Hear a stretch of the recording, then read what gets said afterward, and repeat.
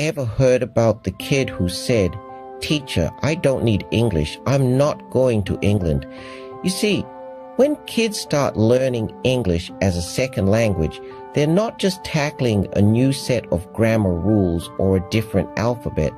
They're embarking on a journey of linguistic gymnastics, cultural exploration, and a fair share of comical missteps. Take, for instance, the little boy who could never quite distinguish between kitchen and chicken.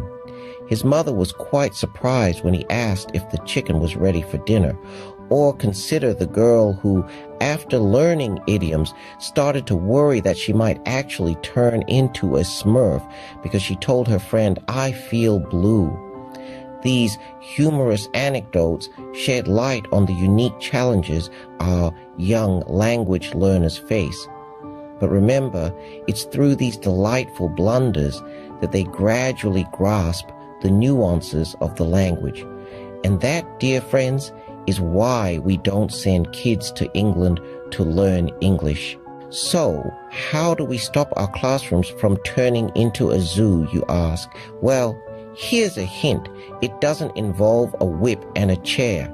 Now, you might remember Mr. Johnson, the science teacher who found himself in the middle of a spontaneous paper airplane contest. Instead of scolding his students, he turned it into a lesson on aerodynamics. Suddenly, those paper planes were no longer just projectiles of mischief, but tools for learning about lift, drag, and gravity. And who knew that paper could fly so well when it's not being passed as a secret note? Then there's Miss Smith, the English teacher, who solved the problem of latecomers with a dash of creativity.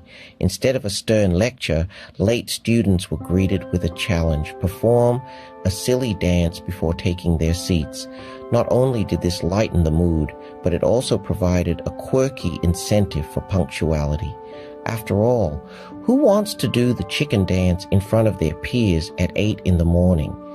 But let's not forget the importance of setting clear expectations and maintaining consistency. Imagine your classroom as a stage.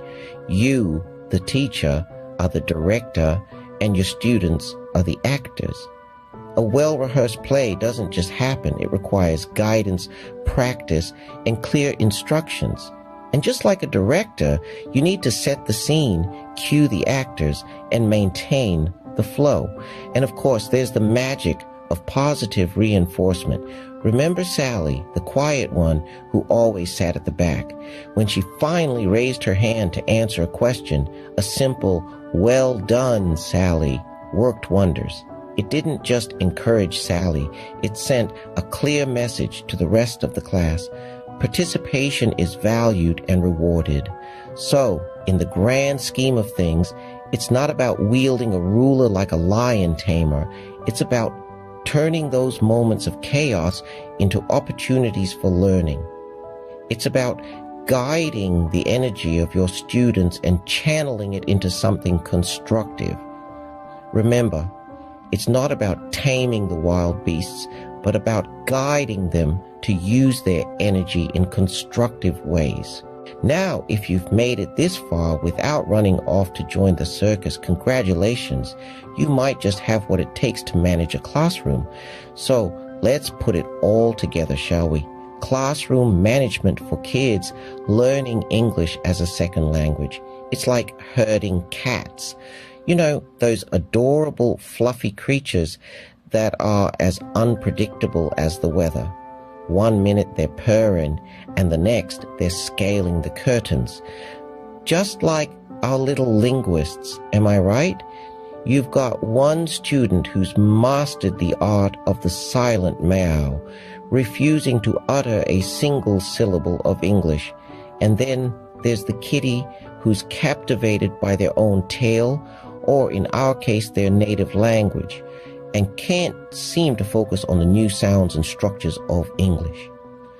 But don't fret, my fellow feline wranglers. Remember, patience is your best tool and a good laser pointer. Or in our context, engaging activities and visual aids.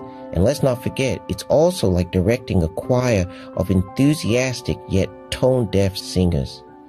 You've got your belters who shout out every answer even when they're wrong, your whispers who have the right answers but are too shy to share, and your divas who refuse to participate unless they're in the spotlight.